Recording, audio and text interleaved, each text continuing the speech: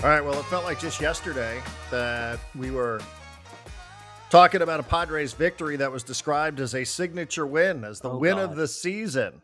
Yeah, of course. Let the good times roll. Best record in all of Major League Baseball. The Grit Squad was on full display, salvaging the final game of a 3-game series in Chicago. Turns out, as expected, and quite predictably, that baseball is designed to break your heart. Very cruel sport. Sports is often very cruel. Baseball might be the cruelest of all the sports. Now, we're recording on a Wednesday morning. We don't yet know any details about Fernando Tatis Jr. or Jake Cronenworth, but what we do know that's different from 24 hours ago is that Jackson Merrill has been placed on the 10-day IL. Welcome in, everybody.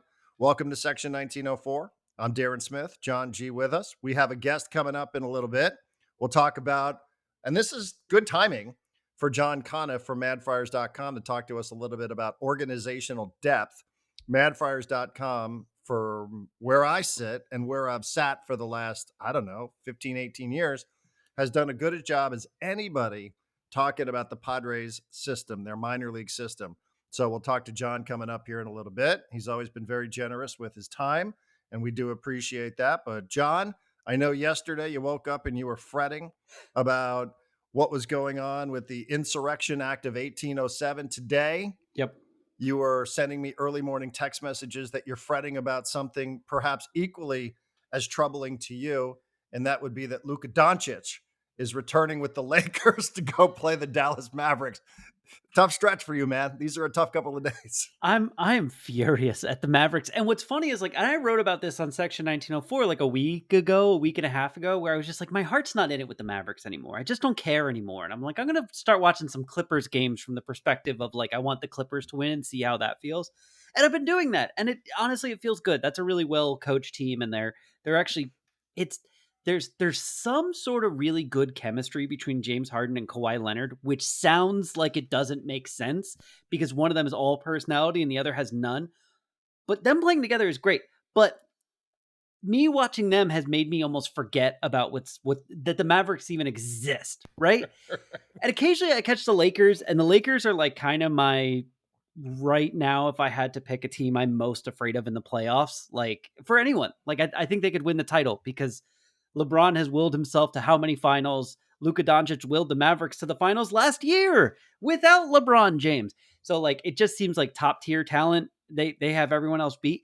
But Luka Doncic returns to Dallas tonight, and Dallas is going to post a thank you video and give away like commemorative thank you Luka t-shirts to everyone who shows up.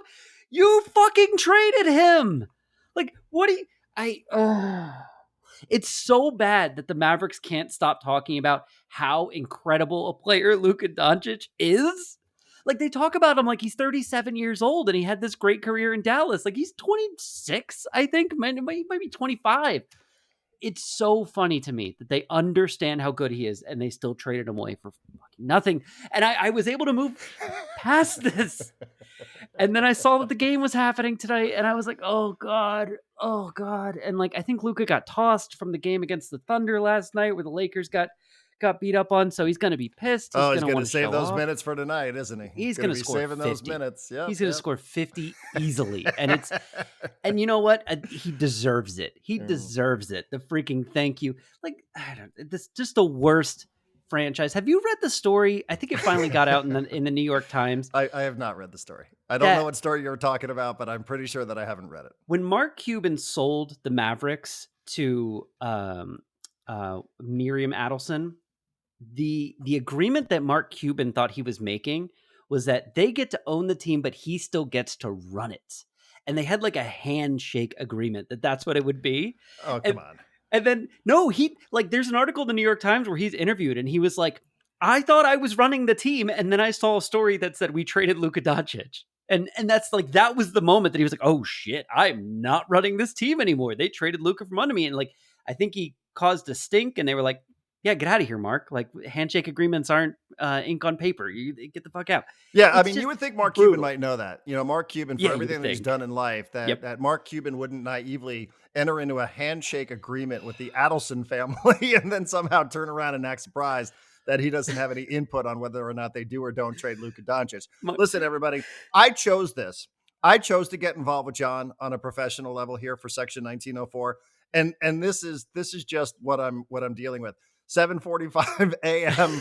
text messages about the $45 million detention centers that are being built around the United States, That the was yesterday, Insurrection wasn't Act it? of 1807, It's yesterday. and oh my God, how am I going to get through the day because Luka Doncic is returning to Dallas to play against the Mavericks? There's So, a there's a I've chosen this life. I have nobody to blame but myself. For anyone who thinks that this is going to be an ongoing thing at Section 1904, A, you're probably right. And B, can I take 30 seconds to explain to you the chaos that was my life last night?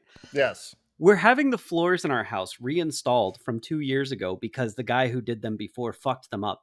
And last night, they poured epoxy down on top of my slab before they're ready to put the floors on top of it. And they told me it would take an hour for the epoxy to dry. So me and my wife and my daughter, we go out, we have dinner somewhere for about an hour. We come back. Our floors look like a tar pit and they feel like one. You step anywhere and your foot just gets sucked in. Oh, Like great. and so the It's like first, living in a rat trap. yes, it's exactly like living in a damn rat trap, at least on the first floor. So last night I had to figure out how to get my wife and daughter and me through all of that and upstairs. Then I had to figure out how to get the dog outside so she could do her business. It was one of the most uncomfortable things I've had to deal with in quite some time. And then even once we got upstairs, it was just like, can't go downstairs. Like it's a damn rat trap. At one point I went downstairs to fill up a water bottle, and the time it took to fill up the water bottle, my shoes got completely stuck to the floor. I had to like literally take one off and rip it off with my, it was a lot. So if the early morning texts of concern and worry from John Gennaro, which hopefully won't be a daily thing, but maybe for a little while. Well, this is just the life of home improvement. Sometimes it's Oh, better off just to say, I'm just going to get out of here and just go live in an Airbnb for a couple of days. almost I'm picturing the scene from the movie Home Alone where Macaulay Culkin's character lays down all the tar in the basement, and the one character, the one guy, the I don't think it was Joe Pesci's character, it was the other one, yeah, tries to go crawling Daniel, through the whatever. basement, and you can see like one shoe, Uh-huh. then the other Uh-huh. shoe, then a sock, then the other sock, then the pants. It's I'm exactly what it picturing was. that's John and Becca and the whole family yesterday, just trying to get a drink of water from the refrigerator. So, yeah, my advice would be like go live in an Airbnb until it's done. Like, what are you doing? We would love to do Why are you that. doing this? Why are you living like this? Our it's a long story. Our Okay, floors that's our fine. floors are really falling apart, and to replace them is costing us like $25,000. And by the way, the reason we're doing it now is because the flooring store told us our pricing goes up 104% Yeah, starting Wednesday, April 9th. yeah, And so that's we're like, today. all right, let's buy all the floor now before Well, it now we doubles in know where your price. flooring is being made, don't we? Now we all know where the flooring is being made in John's house. So we'll have China. to look at that a little later. Yep, indeed, indeed. All right, good. You got it out of your system. Let's Whew. get to the good news. As we said, it just felt like it was a couple of days ago, John. It was 72 hours ago. There was a signature win in Chicago. I mean, the signature win of the 2025 season.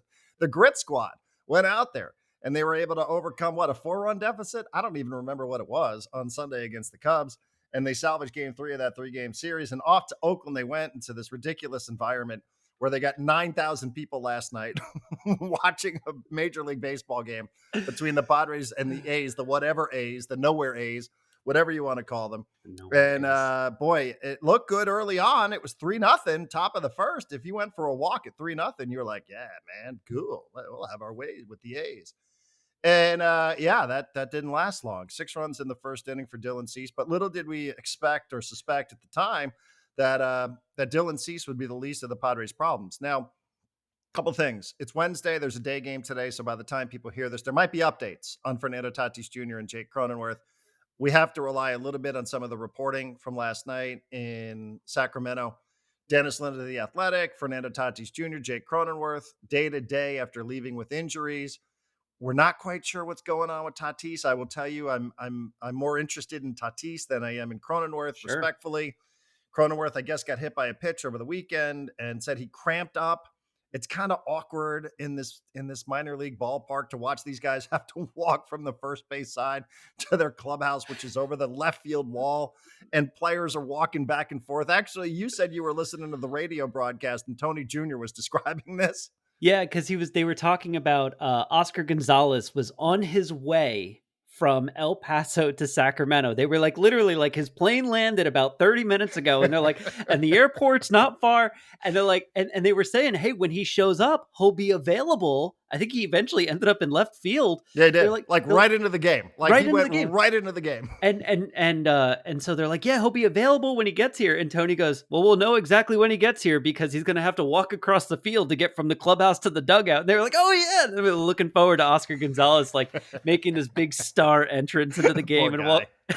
I do. I feel bad for the poor guy because, you actually see the shot of him arriving for the big league. He gets the big league call up because he's of the like injury to 6'5" Merrill, who's too, so you placed on can't the miss him. IL. And he's carrying his own bag from left. He's like, hey, I just got promoted from the minors to Major League Baseball. And my promotion is to a minor league baseball park where I have to literally carry my own shit from the clubhouse into the dugout. I mean, what remember it for as long as he lives. We'll remember it for as long as he lives. Right. But now, you see what happens with Cronenworth, and then, wow, the Tatis stuff. I thought I saw it when he slid into first base. I think it was the first inning. It just looked like, and it sounded like, and I know there was a pause on the broadcast with Don and Mud that they had the camera on Tatis, who went sliding into third. He stayed on his knees for a little while, and then he eventually got up and he smiled, and so you'd think, okay, cool, everything's great. But when it's Tatis, you obviously are going to hold your breath for a second. And that's like literally what Don and Mud did, is they held their breath, but didn't comment on it. And then there was this awkward swing a little later on, and he ended up having to leave the game. So again, I mean, I don't want to sound like I'm completely dismissive of Jake Cronenworth and any potential injury here, but cramping in the rib cage area, okay. And then Fernando Tatis Jr. walked off the field, went to the visiting clubhouse, tweaking his surgically repaired shoulder. Okay. They all were available for comment afterwards. Tatis said, he had felt a tweak in his shoulder before, hadn't felt anything like it. These are quotes from Dennis Lynn of The Athletic. I felt this before. I've dealt with this multiple times, different ways. Something we can definitely handle. Mike Schilt eventually got around to speaking after the game and said, with the day game today, Wednesday, off day Thursday, back home against the Colorado Rockies Friday, that it would appear likely at the time on Tuesday night that they would be given off on Wednesday and then Thursday, and then we'll see what happens for Friday. In other words, I wouldn't expect any updates here.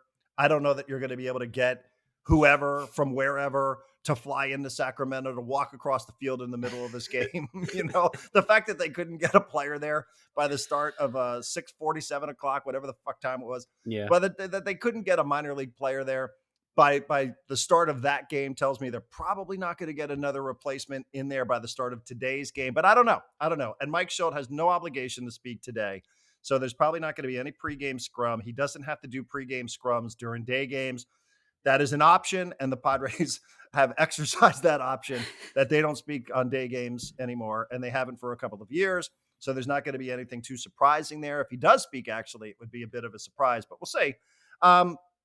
Boy, it just feels like even the Jackson Merrill news, which we didn't even know 24 hours ago, it's sort of lost in the shuffle based on what it was that happened, whether it's Cease, whether it's Cronenworth, whether it's Tatis. So that's a lot of words from me, John. What really, what's the most important thing here for us to discuss? I'll get to that in a second. I want to get to the least important thing because you jogged my memory to what I thought was a funny thing. Don and Mud will hold their breath when they think that a player might potentially be injured. They'll just stop talking because they understand the severity of the situation. There was also a point in Monday night's game where Brandon Lockridge had a pitch that bounced off the dirt and came up and hit him in the balls. And they also just shut down. There was no words from Don and Mud for about 45 to 60 seconds while Brandon Lockridge worked out his cup. So it's obviously an equally severe situation. The Cronenworth, I agree with you. I'm less worried about because we saw it. Mm-hmm. Like you maybe didn't see it. I saw it. Cronenworth took a fastball to the ribs. This was when the Cubs pitcher couldn't find the strike zone. He took a fastball to the ribs. Mud actually called it a fastball to the kidney. This was what? This was Sunday? This was Sunday's game? Yes. This must have been Sunday's game. Mm-hmm. And I guess it could have been Monday, but I think it was Sunday's game. And yeah, he kind of turned and it hit him on like the side and the back. And Mud's like, oh, that got him in the kidney. That really hurts. And then I think Schilt later called it ribs. That's fine. That's not going to be a long, like that hurts. You know that hurts. It's the kind of thing you could say. It sort of explains itself. It hurts, but it explains itself. So Tatis's shoulder thing, I have that too. The subluxation thing, right? Where like your shoulder basically falls out of the socket when you try and do anything athletic. Mine is not anywhere near as his. Mine is the result of a lot of basketball. When I was a kid, put up your arms to block a shot, someone comes down, they land on your shoulder. I've dislocated my shoulder, I don't know, 4 or 5 times. And you do the thing where someone grabs it and they push it back in and it hurts like fucking hell for a couple days.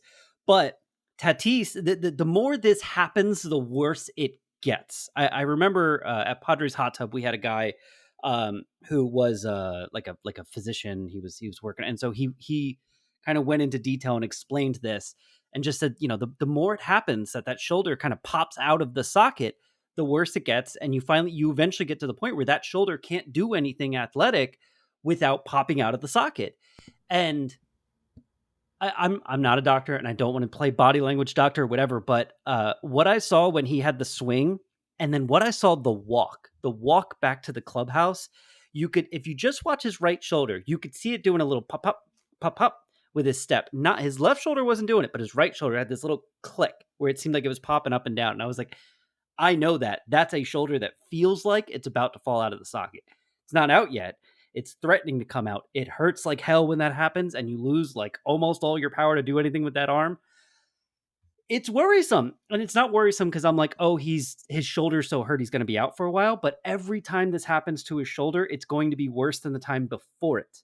And eventually it's going to get to a point that it's bad long term. I don't think we're Well, there. hold on. I think the surgery was supposed to hold off on Well, some of that's what I this. was going to say. I'm kind of confused here because I thought it was a surgically repaired left shoulder. You're describing an injury, and though I appreciate all the athletic valor that you display, When I you was know, a child, not a fat guy. I mean, and I understand. I mean, I would say the same thing if I had dealt with it. Just to try to describe it for anybody that doesn't even understand what a subluxation is, and multiply it by about 1 billion, Yeah. and maybe you can understand what it is that Fernando Tatis Jr., the torque, right, everything that goes on with him and his body and his biochemistry. But I really thought that the whole surgically, the whole purpose of doing the surgery was so that there was no situation quite like this, right? Yeah, that's Like wasn't, and I know better, and we all know better than to believe athletes when they show up in their respective spring training facilities and say I'm in the best shape that I've ever been. right. But in his case, you kind of go, okay, I'll listen to this just because we know that there was a time before he had the surgery, and I'll just say before he had the surgery And he was playing and great this just the year. surgery, Yeah. not into anything else that might have taken him away from baseball for an Yeah. entire year. But, there was something about the surgery. It was a real thing. It was a real subject. And the Padres wanted him to have the surgery, and he didn't want to have the surgery. And then he really lost a lot of leverage after the suspension. So he eventually capitulated and he said, okay, I'm going to have the surgery. And he ended up having surgery on the wrist and on the shoulder, right? So there was a lot going on there. But I guess naively, John, I thought that this was, that the surgery was sort of putting this in the past, but I guess that's not the case. Hmm. I thought so too. And that's my understanding was if he got back to full strength and he got back to looking like Fernando Tatis Jr. pre, surgery, that it will have been completely healed and wouldn't happen again. But, according to what we saw and what he said, it seemed like it's happening again or it's threatening to happen Well, it's again. happened a couple of times, he said. Oh, So yeah, really? yeah, he said it had happened during a workout, but it's the first time that it really happened during a game. Now, remember when his shoulder was popping out every other week? That Yeah, was in 2021, and he had his best season. I know. I mean, that was the best season statistically that he has had. He was a top 3 MVP finalist. And I sort of, said to myself at the time, well, if he's got to go on the IL every couple of weeks, and 130 games is what you're going to get out of Fernando Tatis Jr., then maybe that's a trade that I'd be willing to make. But again, I guess not fully understanding medically what the surgery was intended to do, I just really didn't expect, if we were going to be talking about anything health related with Fernando Tatis Jr., I just would not have guessed it was going to be the same shoulder. But Right. this is the deal you make with him. I just think this is just the deal you make with him. I went back this morning and just did a little bit of math for everybody. Um, Fernando Tatis Jr., whether it's been the stress reaction in his back, a thumb injury, a shoulder injury, the wrist, the suspension, last year, a stress reaction in his leg. I mean, they worried that his leg was going to snap. that, of an available 882 games that Fernando Tatis Jr. could have played since 2019, he has played 528 of them. Okay. So again, these are numbers, and they might go in one ear and out the other. But he's been available since 2019. He started the season with the big league club in 2019, 162, and then there was a 60-game season in 2020, 162, 21, 22, 23, 24, and now 12 games of 2025. He's been eligible to play 882 games. He's played 528 of them. Now, those 528 have been exciting. I mean, it's been the most exciting 528, Yeah, perhaps in all of Major League Baseball. He's been a two-time All-Star, top 5 MVP. He's won a Platinum Glove, but he's played about 60% of the games. And even if you want to take it with a pinch of salt because a year was missed due to injury and a suspension, it's yeah, still part of his story. yeah, That very much is still part of his story. And I just, I think if you just can get to 140 with Tatis, if you can yeah. get to 140 games, You take it. that's like a huge win for him, don't you think? I, Because it I, just seems like there's something constantly lurking around the corner with him and his body. And I don't know where this is going to go. And you and I are basketball guys, and I'm not trying to say he's like a Joel Embiid kind of figure here in baseball, oof. but it's just, I guess it's just part of the Fernando Tatis Jr. story, don't you think? I do think it's part of the Fernando Tatis story. I also, it's a terrible day for it to happen because it's also the day that they put Merrill on the IL after being like, oh, it's just he's given a day off precautionary, and now it's like, oh, he's gone for a week and a half. We'll check in with him then. And so now you start worrying, like, well, does Merrill have an injury problem? Is Tatis going to start being, can he make it to 140 games a year? I don't know. This seems like a problem.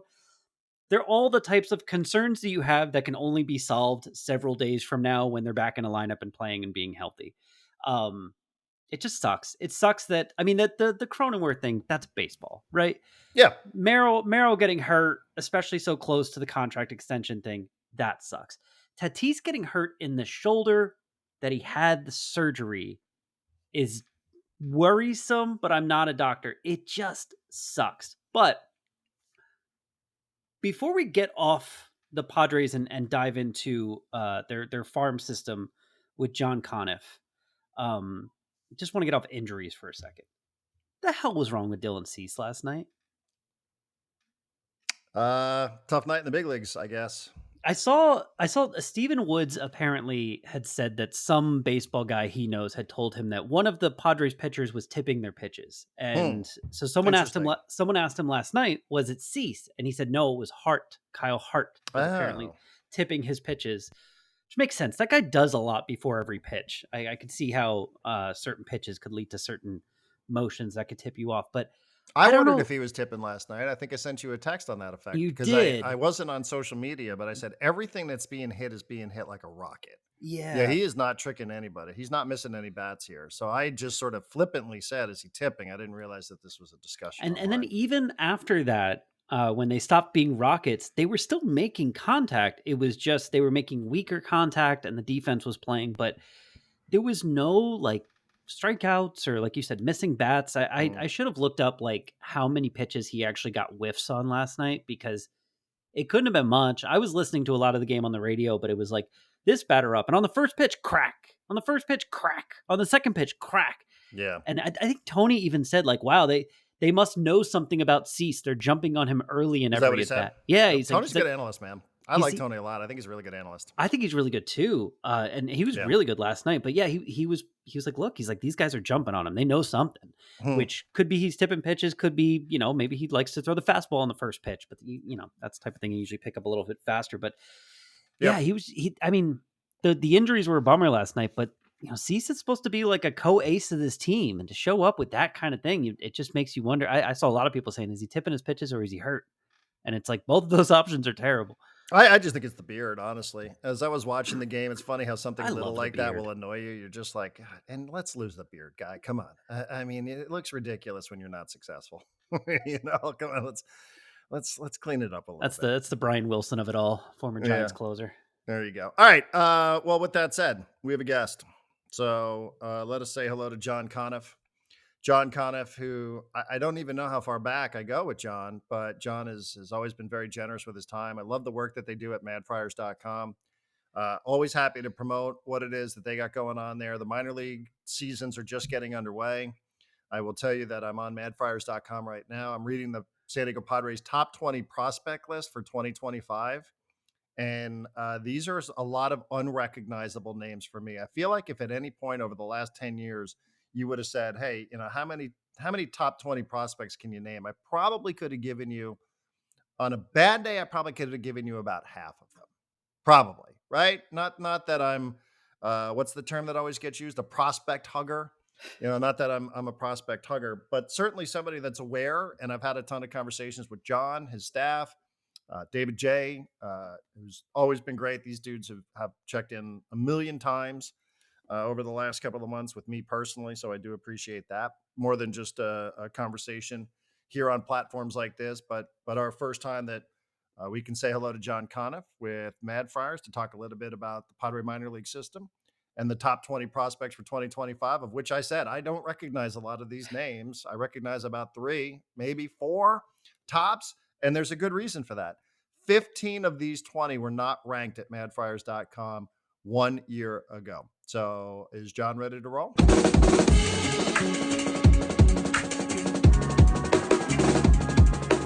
All right. Well, John, as always, incredibly generous with your time, and it is greatly appreciated. I want to start before we talk about the Padre minor league system. You are somebody who has been operating and running a subscription based platform for many, many years. Please tell Mhm. John and myself what it is that we are getting ourselves into with Section 1904. Well, I hope you guys are kind of hobbyists because you're not going to make any money off of it. I mean, I think the reason our site does okay is because of people. People see us as fans. We try having a journalistic approach on the site. We make fun of each other on Twitter or other places, but all the money pretty much goes to just pay for our plane fares, hotels, and rental cars, and that's about it. We are really happy that we get all four of the affiliates to advertise on our site, put their logos on the side, direct to the team stores, and of course, we provide swag to local San Diego celebrities to wear them and model them, which of course we appreciate. And that tends to go over pretty well. You guys tend to like the swag, so that works out well. And yeah, I mean, the big thing where we succeed is we're a real niche site. I mean, put it this way, if the Union Tribune wanted to send someone to Fort Wayne to interview, Leo DeVries, that'd probably be the only one. We're going to have about 7 or 8 stories.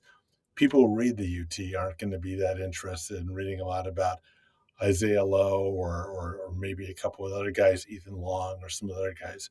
Our people want to know who's the backup infielder at Fort Wayne and why. So we're really appreciative of all of our readers, and I think you can do it like that. Before we, go into specifics about some of the minor leaguers in the top 20 list, John, I do just want to ask because, Mm-hmm. it stands out to me that the story of Jackson Merrill over the last, let's call it 14 months, has been one that is really sort of novel and unique here in recent memory, that a Mm-hmm. player drafted and developed by the Padres has turned into a star, an actual star, not just in San Diego, but in Major League Baseball, now extended. And I do wonder, these prospects for the longest time feel like they've more been there as trade chips, right? And that's part of it. Part of the currency is you get players to the big leagues. Part of the currency is that you can use them to make trades, and you can bring in players like Juan Soto and Dylan Cease and on and on and Correct. on. And I just wonder, I know it's early in the season and you probably haven't had a ton of time, but what the moral of the Jackson Merrill story is for the Padre minor leagues. It might be a little bit of luck. In 2022, I mean, both David J and I think Kevin Cherry and I were at games, and scouts would come up to us and ask us when Jackson Merrill was going to be healthy. And that does not happen a lot. Scouts do not come up and ask me questions about that. Usually it's much more the other way around. And if you remember right, Merrill was out. And supposedly the rumor from quite a few guys on the Padres who said that off the record, sources, there you go, is that that they were told you could pick either James Wood or Jackson Merrill, and Merrill happened to be out. As far as the moral about the development, I came on your show when the trade went down, and I think, you're always very nice to invite me. I appreciated that. But I thought I was supposed to be the guy who was just going to be the big prospect hugger and say, oh, no, you can't trade any of them. But I've always thought the minor leagues are there to make the major league team better. But, I also said, and I think you agreed with it too, is that these were some pretty good guys, especially James Wood. So, if they hadn't made the Soto trade, we can go back in time. Of course, which I was for, I'm not backtracking on that.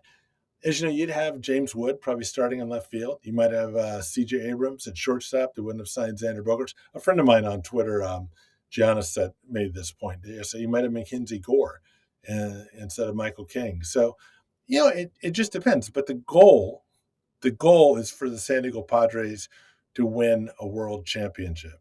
And, I don't think they would have made that trade if it wasn't some guy like Juan Soto. But, Merrill's, if you go back, he's always been a really unique guy. He's a really good athlete, as we can see. He's a good hitter. But the thing that always stood out about him the most in the minor leagues was just how much of a quality character he was. He was always the first guy out on the dugout to congratulate his friends. He was always the first guy, kind of the leader. I interviewed him at Lake Elsinore, and I can remember him after he finishes said, you need to interview these 3 or 4 out of the guys. Their parents read your site and they'd like to be in. The amount of times anyone has ever said that to me in over 20 years is about a big zero right now. Yeah, and I think the thing that's interesting though is Okay. I think it was more likely for players though to be traded, and if I'm a player in the Padre minor league system, no offense, I know you can go on and you can succeed in other big league markets, Mhm. but if I see how Jackson Merrill's being celebrated, that's a huge carrot in front of me to want to, continue to play and stick around in the system so that I can go be a big leaguer with the San Diego Padres, like there's been a lot of success stories for players that have come through the system. They're just successful in other places. This is now a player who's being successful in San Diego, which I think adds a little bit of the affection that people have for him here in town, John. It is and it isn't. The players, when you talk to them, will tell you, of course, that they want to be a Padre and all this, but they're taken from all over the country. And if you're getting drafted, you go in there, all these guys are pretty bright and they have their advisors tell them, look, if you go play, they can trade you the next year. So their real goal is to be a major league player. And that they really emphasize that in El Paso is that, hopefully you're playing for the Padres, but you're also playing for an opportunity to play in the big leagues. And we start getting into money. People that are making about maybe tops about 110 when they could be making 800,000 in the big leagues, that can tend to cause some discomfort, let's say, at the AAA level. All right, well, let's go to MadFriars.com. Let's talk a little bit about your top 20 rankings. I did send you the text before you popped Okay. in with us here today that 15 of the 20 were not ranked last year, and there's good reason for that, right? Guys have graduated to the big leagues: Jackson Merrill, Randy Vasquez. Guys have been traded: Dylan Leska, Robbie Snelling, Drew Thorpe, and others. So this is a much different looking list than it was even just a year ago, and that just is kind of the way these things go sometimes. The amount of turnover, John, I just wonder if you can speak to it. 15 of the 20 were not ranked at madfriars.com a year ago. So, where did all these players come from? The big thing is, I think the Padres had a pretty strong draft.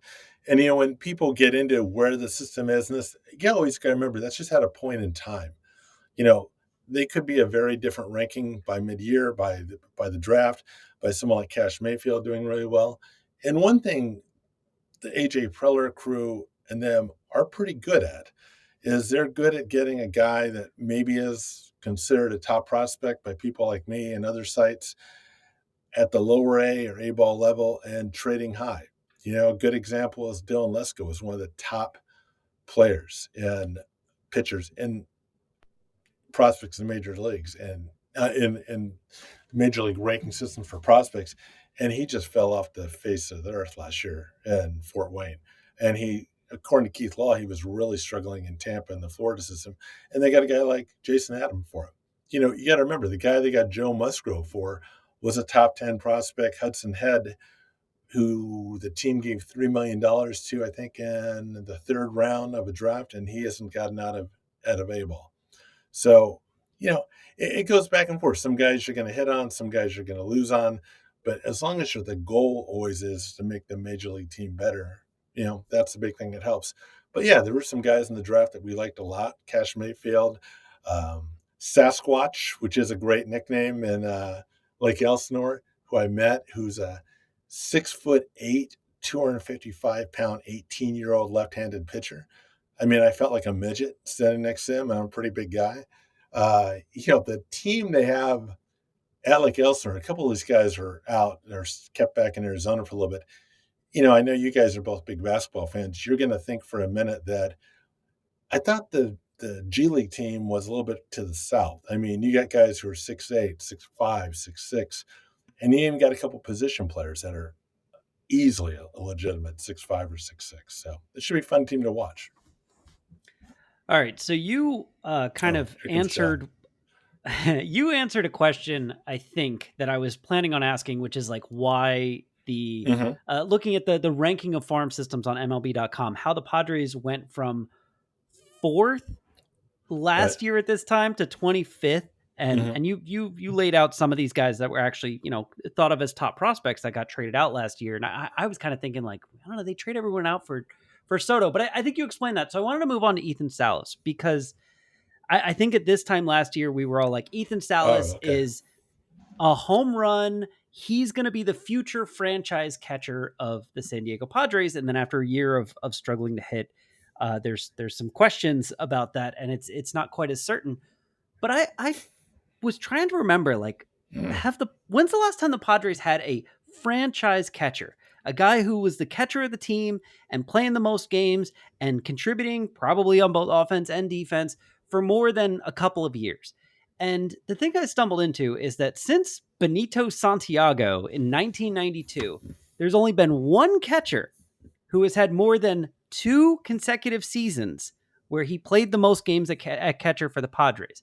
Because, Derek Norris had a couple years, Nick Hundley had a couple years, he had 3, but not 3 consecutively. Hedges had 4 consecutively, but in his last 2, he was a negative WAR player, so it doesn't really count.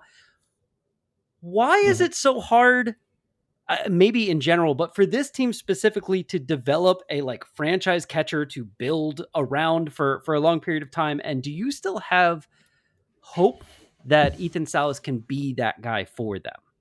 Well, you're really going to ask that question to a guy who went on the Darren Smith show, I think around 2015, and said, I just saw Austin Hedges in El Paso, and he has turned the corner. He will hit. So I don't know if I'm the best person really to answer that question. And the thing, too, about Hedges that was interesting, when I saw him in El Paso, he was a much different hitter than he is in the major leagues. I mean, he had a home run to right field. He had a couple soft ones over there. And for some reason, he turned into a very different hitter in the major leagues where there's one pitch he can hit. Everything else is a strikeout. But to go back to John's question about with Ethan Salas, yeah, I mean, we were pretty critical of the Padres for promoting him so quick up to Double-A. And, he had one really dominant month where he had 357 with power. And then, and then he didn't. His best month in Fort Wayne was around 250. Now, the positives are, in the season previews, I asked Mike Daly, the assistant player director, that very question. I said, he's been around a long time. Most guys that hit 206 in high A are not being promoted to Double-A. That's probably the biggest jump in the minors.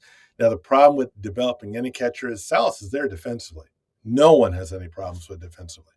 The thing is, I think by promoting him so quick, he kind of got out of doing some of the things that he did really well that made me so excited about him. Was he was very patient. He was more of a gap-to-gap guy, doubles, singles, on base. And last year he got kind of jumpy, tried hitting the ball for the fences.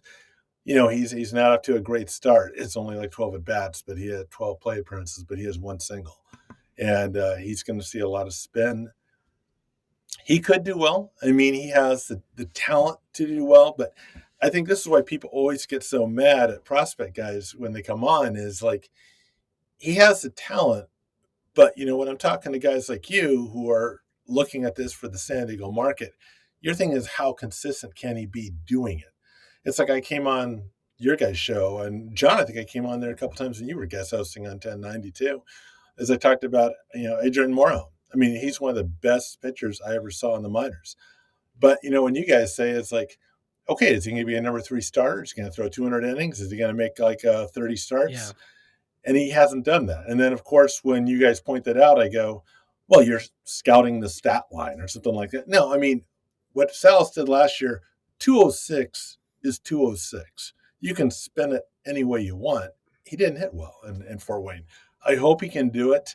They are pretty big belief in it. But if it had been us and most of MadFriars' brain trust, we would have sent him back to Fort Wayne for about a couple months. I mean, I would have made sure he could hit before he comes up, because the worst thing you can do with a young guy is have some doubt about whether he should be at this level. So, very quick follow-up. Without the benefit of hindsight, foresight, whatever, you're comparing 18, almost 19-year-old Ethan Salas to, in your head, again, no benefit of foresight, 18, 19-year-old Austin Hedges. Which one are you picking to have the better MLB career? Well, I saw Salas. I saw Austin Hedges in Fort Wayne when he was about 19 years old. He had 275 with some power. He was. I thought Salas had better offensive skills, but the thing is that there's something to be said. Austin did it over about 5 months in the cold of Fort Wayne. So I mean, it's a lot of it's going to just come down to what he wants to be. If he's going to be a guy as a left-hand hitter trying to hit that ball into the wind at Nelson Wolff Stadium in San Antonio, I mean, good luck. I mean, that is one of the toughest parks to hit in all of the minor leagues. So that was it's a very big thing by the Padres doing. So we'll find out what they can do. Well, I mean, I also think that question, as a longtime Hedges defender, I would say Hedges has had an 11-year career and he's won a World Series and he's been an integral part of a pitching staff. Yeah. So, I'm not saying it's a bad question. I actually thought it was a really good question. But, if you were to sign up for that, I can't imagine that you wouldn't sign up for that. I guess my question, John Conniff, is, do they give a shit about his offense? Because like you always hear about this position, like, yeah, the offense is nice, but what you're doing with that position in particular, I remember Andy Green saying this. If you're complaining about a catcher's offense, you're probably complaining about your offense, period, because you're somehow getting around to pointing out that the catcher has deficiencies here, even though it's not his primary responsibility. But how much do they really even give a shit about Ethan Salas and his offense? Well, Darren and I, we've gone over this for years. I mean, I think it's a good question because I've heard the exact same quotes that you have. But, every year, like when David J. and I are at spring training, late in camp, we see someone who is a great defensive catcher who can't hit. He's not making a roster. The guy, as much as they talk and all this, both you guys are kind of like us going, okay, well, that's what you say. I want to see what you do. For example, there's a really interesting catcher at Lake Elsinore, a guy called Lamar King. Tremendous hitter. I think David wrote today he had like about 2 balls at over 105 miles exit velocity. He's a little rough at catcher. I mean, he's got a full year to do it, which is fine. I'm not dinging him or anything like that. But they're looking at that. They want that bat there. There's a guy, if you look at a couple years ago, the difference between Luis Campusano and a guy called Chandler Siegel was vastly better than Campusano defensively. Couldn't hit a lick. He could hit about as well as the 3 of us who could go up there with a bat. But, I mean, just in terms of defense, I mean, ungodly. So if what the Padres said was true, then Chandler would have been in the major leagues long before Luis. So that's the way I look at it. I don't doubt what you've heard from guys like Andy Green, or I'd say about every single catching coordinator I've ever met with the Padres. Say the exact same thing. And my last one would be, I feel like if there was one player who fans here locally, just based on spring training performance, we're rooting for, and I don't, this is just sort of finger in the air analysis of the situation. I didn't poll all the Padre fans, but it was Tirso Ornelas. And I know you guys have him kind of middle, like towards the 10, 15, somewhere in that range, Tijuana player. I wonder, how you project him out and what you sort of see for what his season might look like. Because, who knows? I don't know what's going to happen with Tatis. John and I already talked about it, that we don't know what's going to happen here with some of these injuries. But I know people like what they saw with Tirso and would like to see it again at the big league level and see if it can click.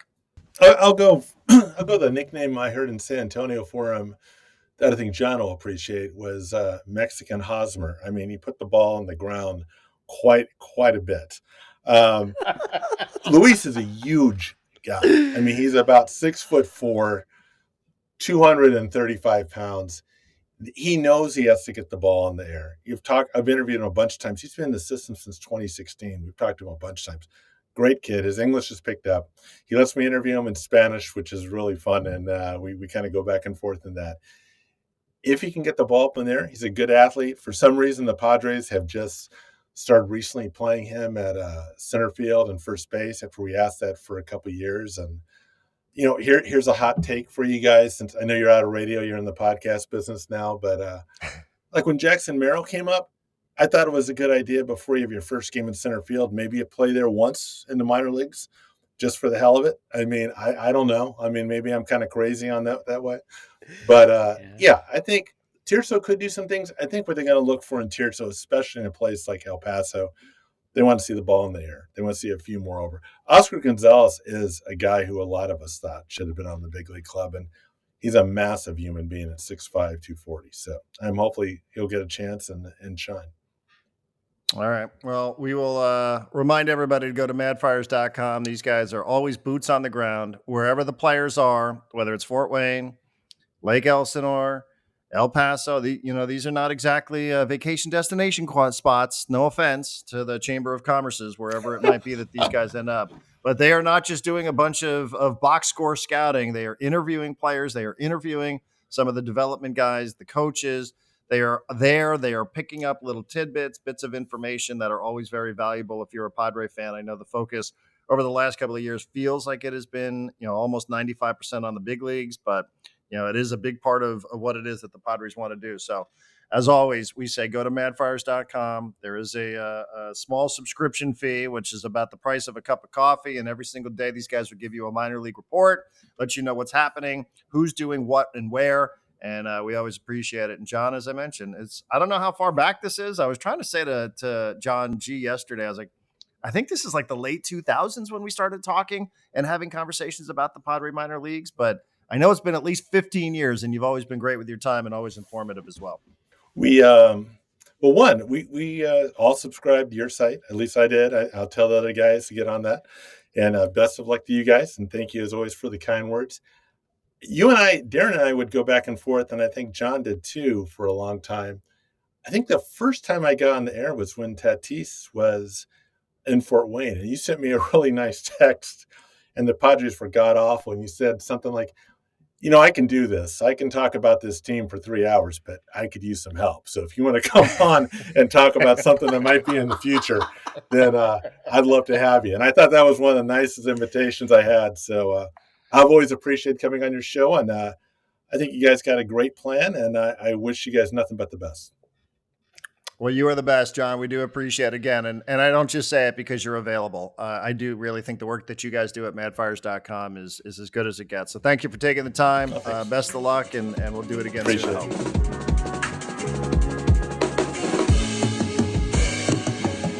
All right. So thank you to John Conniff again. And seriously, like those guys, they've been doing it forever. I mean, it's nobody else is doing it quite like they are doing it. So do appreciate that. I will say, like, I don't know, man, the whole conversation, I'm exactly where I've always been with this. I don't know that Ethan Salas is ever going to hit. I just don't know. And I also just don't know how much it matters. I really don't. I mean, you have a team with Tatis and Merrill and Machado, and I understand you want somebody, but this is a team that started the season with Martin Maldonado as one of the catchers, and what you had was Mike Schilt campaigning for the fact that he was Yadier Molina light. So, I've always been of the same mindset. If your catcher can hit, it's a bonus, but I just don't. I'm exactly in the same mindset that I've always been with this. I just don't really care all that much about a catcher and his offense. You got to be competent. You got to be big league competent. But, I just, does it matter? Not to me. I mean, it obviously matters to Preller because Preller traded for Austin Nola, who is thought to be this like unicorn who could be both a positive offensively and defensively a catcher, and eventually ended up being kind of neither. And they've been trying to groom Campusano, who offensively seems fine, but defensively is just can't. And I think we've talked. I know I've talked to other people about, there are Padre pitchers that just really don't care to throw to Luis Campusano, which is probably why he's not on this team. There was a part of me when they got Maldonado where I was like, oh, he's going to be the one that teaches Campusano how to be a defensive catcher. But this kind of goes back to my question about Salas and Hedges, where he was like, look, defensively, Salas is there. And I remember when Hedges was drafted at a high school, and it's like defensively, he can play in the MLB now. It's just the offense has to get worked up. And then like that makes me look at someone like Luis Campusano and go like, do you really think you can teach him to be a good defensive catcher? Or is this the type of thing that like you just have to be a good defensive catcher? You have to be doing it for 20 years and it has to be, something you don't even think about. But yeah, it's interesting. And I the reason I asked that follow-up about Hedges and comparing him to Salas is that everything he was saying about Salas was stuff that I feel like I've seen MadFriars write about Hedges in the past, which is like, hey man, he's got the potential to be a good hitter, but defensively he's there. And it just, to your point, would that be a good career for Ethan Salas? Yes. Would it fall well below the expectations that the Padre fans have put on him? Also, yes. But this goes into the whole, like, the farm system ranking, the farm system talent is not always the same. There was a point in time in which Padre fans referred to Chase Headley as the savior because he was the only good thing in the farm system for years. And so I think Salas is getting maybe more attention than he deserves. Probably same with when Hedges was coming through, because it's just like there's not a lot here that we know of that we can watch with excitement. So it's just like, well, hey, this kid came over when he was 16 and we beat other teams out to get him, and we should be really excited about it. But yeah, he was the number one. He was the number one internationally ranked prospect, which is a huge feather in the cap of AJ Preller, right? Because what we were promised with AJ Preller was he was going to be incredibly successful and aggressive on the international market. Yeah. Now, I would also point out, the first time I heard Ethan Salas speak, I was like, wait a minute. This guy's an international player. Really good English. He sounds like he went to high school here locally. So amazing. I mean, they were able to, it's a bigger conversation about the draft, and about international players. But it's a conversation that I've had. But there was nothing about him that really jumped out at you. It's like, oh yeah, that's a big time international player. Not the way like a Roki Sasaki is or a Leo DeVries is. So I mean, it's sort of semantical at this point. But I mean, I guess that would be the one critique is if you're of the mindset that like, I don't know that the bat's ever going to really play, to the point where he's going to be a plus offensive kind of player, then was it worth the money? Then was it worth the money to be the number one, to pay the scale that a number one international prospect had? He's not a finished product, and it gets constantly pointed out now that he's 19. But guess what? For years we've been saying, can you believe that he's only 16? Can you believe he's only 17? Yeah. Can you believe he's only 18? And you're like, okay, enough. And I'm sorry, I don't mean to incorporate the world of soccer into the world of baseball because they're two totally different sports. But I watch 16 and 17-year-olds and 18-year-olds who are considered special and elite and at the top of the food chain when it comes to their abilities. I watch them doing things on much bigger stages than Fort Wayne. So, I have a little bit of a jaundiced eye when it comes to this sort of stuff. Like, I'm willing to be patient. He's just in AA and he's just starting in AA. But, I feel like we're just sort of having the same conversation about him year after year after year. And at some point, maybe it's okay just to accept him for what he is. And if the criticism is that the organization invested in a player who has these kind of limitations, but also this incredible ability to be a plus catcher, then maybe that's just what you signed up for. And maybe that's what it is. And we should all just say it. Maybe. And I also know the MadFriar guys, and this kind of goes against AJ Preller. Preller likes to push guys through the system quickly. Right. I think he wants to challenge them and see, and also build that value quickly, right? Before maybe they fall apart so he can trade them away. But they've been saying for years about every prospect for the Padres, like, oh, we don't agree that he should have been pushed up here this fast. And he said the same thing about Salas. The last thing I want to talk about, can I just give you one quick update, only because I'll lose my train of thought. I don't mean to interrupt you. Go. Just because I'm scrolling through Twitter. And, Go. Again, people will listen to this podcast maybe even after the Padre game. But Dr. David Chow has chimed in on God. Fernando Tatis Jr. People can say what they want about Chow. He but is he an usually expert. gets this stuff right. Yeah. He was responding and quote tweeting a video of Tatis. He says, likely subluxation of the same left shoulder on the earlier slide in the third base where his arm got caught behind him. Not season ending, but Tatis Jr. likely to go back to keeping his top hand on the bat to help protect it when he returns. And of course, this is the thing I don't love about David Chow. Why does he tag Tatis in this? I mean, why do you need to tag the player when you're talking about some sort of injury? I mean, there's a lot of things I could say about Dr. David Chow. Yes. Is this why you went to medical school, so that you're giving out fucking fantasy advice on social media? But anyway, that's not the point. The point is he has chimed in on the Tatis injury Yeah. for those that maybe were curious what an actual doctor thought. Yeah. And, lucky for me, he said kind of the same thing I said, which is this looks like the same as before. He didn't address why it's still happening after the surgery, but who the fuck knows? I only want to talk about one more thing because it was a part of the interview with John Conniff where my brain kind of froze up for a second out of fear. And I don't know if this happened for you too. He said, now remember everything we said before the interview and yesterday. Jackson Merrill, it's a tiny little hamstring grab. Let's not worry about it. Why did he jump on the long-term contract for less money? Because, he's a guy who just wanted that kind of guarantee and whatever. He said that this was not a common thing, that other scouts used to come up to him and say, is Merrill ever going to be healthy? And then he said that Merrill was getting shopped around along with James Wood, and the other teams wanted Wood because they didn't believe Merrill would ever be healthy. They knew the character stuff was there. They knew the skill was there. The concern was the health. That made me do the little like I'm the bad devil on my shoulder right now. Like, well, shit.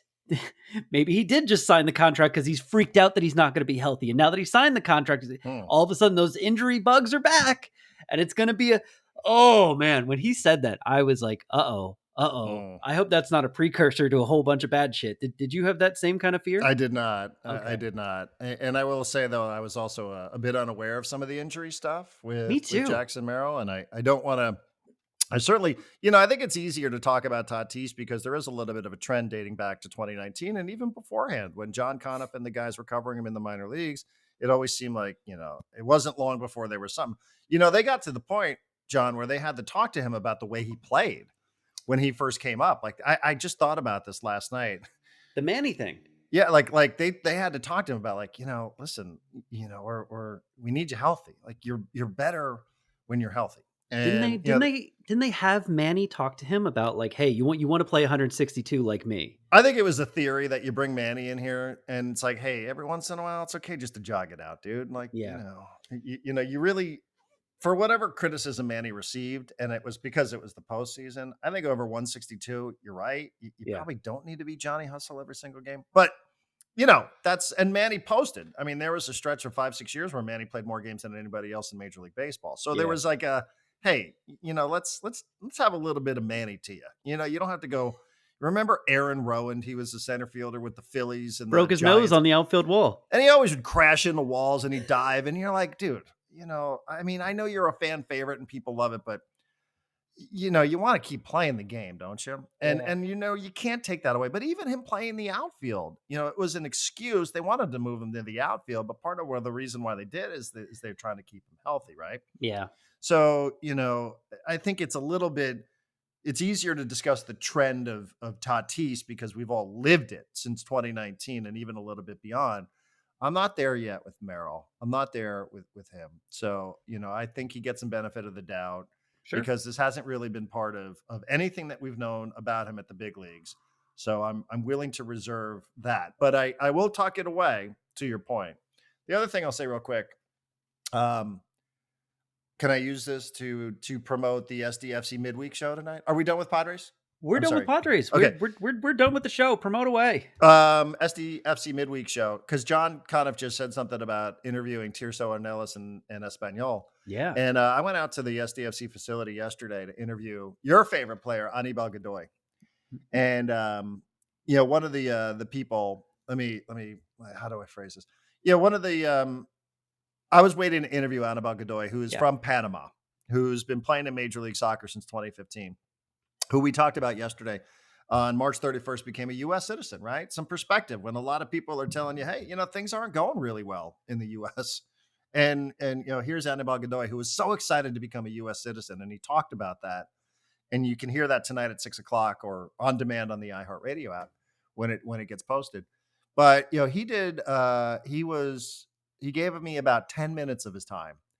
And one of the PR people said, he is a little, I don't want to say self-conscious. It's probably not the right word, because he's a very confident guy. But, he wants to be good at English language interviews because it's not something obviously that comes natural to him. Yeah. And God, he was so good. I mean, he was so good. And I told him afterwards, I was like, if you have any trepidation about doing English language interviews, don't. Yeah. Because, I can tell you from personal experience, after years of freaking Duolingo and, working in kitchens and being around bilingual friends and traveling to Mexico and Spain, I get nervous publicly speaking in Spanish. When I'm around other people, I do it a little bit. I get nervous when I speak Spanish publicly because, I don't want people to think I'm not taking it seriously, and, I'm self-conscious. I will forever, and I will always have such an appreciation for people who are willing to do that. And, I know it's just a radio show and it's just me, but even still, even me using a word or two or a phrase in Spanish, I still get a little, I get a little anxious about that. And man, I just love talking to Anibal Godoy. So he was so good, and he's such a great. Can I just set the scene also too? So he plays 90 minutes on Saturday night. They had a pretty intense workout. We were out there. They had a pretty intense practice. Like, it was hot out at Singing Hills. It's not as hot as it's going to get, but it was hot. Yeah. And the sun was beating down. And it was one of the warmer days that these guys have had out there training at Singing Hills. And they were like, Mikey had them going through it. And, afterwards I had 2 interviews lined up, one with Milan Alaski, the hometown kid from Escondido, who just got loaned out to SDFC. So I talked to Milan first, and I missed Godoy, and Godoy went into the facility, and the PR person, Alonzo, came out and was like, yeah, he just went into a workout. And he's like, do you have time to wait? I'm like, yeah, of course. What else am I doing with my life? So, I sat around and I waited, and I watched a little bit of Champions League on my phone. And then Godoy, I was like, is he coming out? It's like 20 minutes now. It's not 20. He's still working out. 30 minutes now. He's still working out. And I was like, why this guy is so good at the age of 35? Because, this is the way he treats his body. This is the way he treats his body. And we talked a little bit about that, about his routine and getting into his rhythm, and how when he was 26 and 27, he could go out and he could eat and he could drink and he could do everything. But now, at 35, like, he's got to set an example. Like, you want to last in this league, even, Major League Soccer compared to La Liga or Premier League or whatever. But, you want to be a 35-year-old who's still having a really, really good career, who's found a fountain of youth. That's how you do it. You play 90 minutes on Saturday. You train hard in the sun against much younger teammates. And then you go in and you work out for 30, 40 minutes. And then you pop out and you do an interview in English. I mean, I just was like, I think I'm with you, John. You started now a trend on Section 1904. We should just rename it the Anibal Godoy podcast. Yeah, the Anibal Godoy podcast. I'm such a fan of his. I just, he was just such a cool cat to chat with. He talked a little bit about being on an expansion team in 2020 with Nashville, where they're like, yeah, we weren't trying to win anything. We were just trying to get people through the gates. Yeah. He's like, here, it's totally different. He's like, the tone that Mikey Varas has set for this club is totally different. And he did it with Nashville in 2020. He's like, it's a completely different beast. And he was great, man. He just was, I'm such a fan of his. So anyhow, I hope people will listen to that 6:00 on San Diego Sports 760. You made me look something up that you have probably looked up, but maybe not. Sometimes I get to beat you to your game prep. Have you checked out the weather in Denver on Saturday? Oh, no, I have not. High of... Is it going to be cold? I know it's going to be cold in like 80% of the country. I think I did see that headline. Denver, Colorado on Saturday has a high of 87. Whoa. I know. It's predicted to be their warmest day in quite some time, and it's going to get immediately like high of 76 the next day, high of 80 the day before. Like, it is an aberration. But even though they're playing at 6:30 at night, it's going to be a warm day. So that when you were saying they were practicing the heat, I was like, I wonder if there's something to that. I looked it up. I was like, they're probably going to be playing in some heat. Well, I think that's just their circumstance. Singing Hill's Yeah, out that there at too. Sequan, it's going to get hot. It's hot. I mean, I told these guys, now like a guy like Godoy isn't going to care. But Eloski, we're saving for the pregame show on Saturday. He was hilarious because he's from San Diego. He's like, I have never been this white in my life. He's like, I have, he's in Denmark. He's Yeah. like, I need the sun so bad. He's like, this is brutal. He's like, look at me. He's like pulling up his shirt sleeve and such. He's like, I've never been this pale in my Dude, entire this life. happened. This happened when I moved to Philadelphia when I was like 21, and everyone was like, "Wow, you're so tan." And then like a year later, I was like looking at myself in the mirror, and I'm like, "I look disgusting because I'm just all pale and everything." You go outside less. The weather sucks. Yeah, yeah. He was very he liked playing in Europe, but he's certainly happy to be back home. So he told a really cool story, but that's Saturday. Tonight, what is it? Mikey Varas and Godoy. Anibal Godoy, and then DJ Beto Perez, our boy DJ Beto, who does all of the DJing, him before the games at Snapdragon Stadium.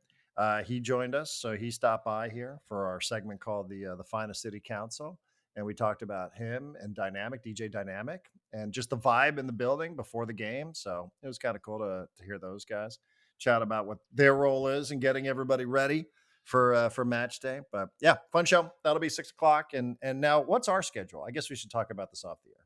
We'll talk about it off the air. We can tell people about it tomorrow. All right, because I'm off to go watch Barcelona play, and then I got to start preparing for this Colorado Rapids game so that I can learn some of their players. But Champions League quarterfinals, John, I know you're into it. Did you Get enjoy excited. yesterday? Did you enjoy the Arsenal fans who were singing at Real Madrid?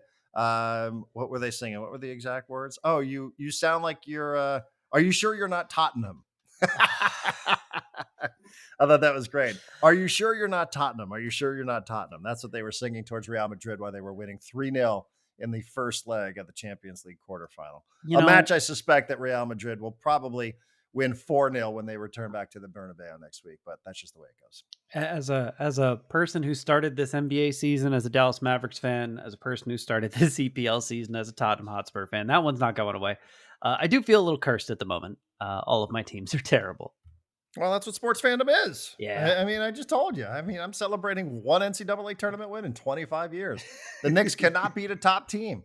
The Padres are perennially cursed. The only thing I even have anymore is FC Barcelona and SDFC, which just put out a post that they're at 18,000 season tickets. Wow.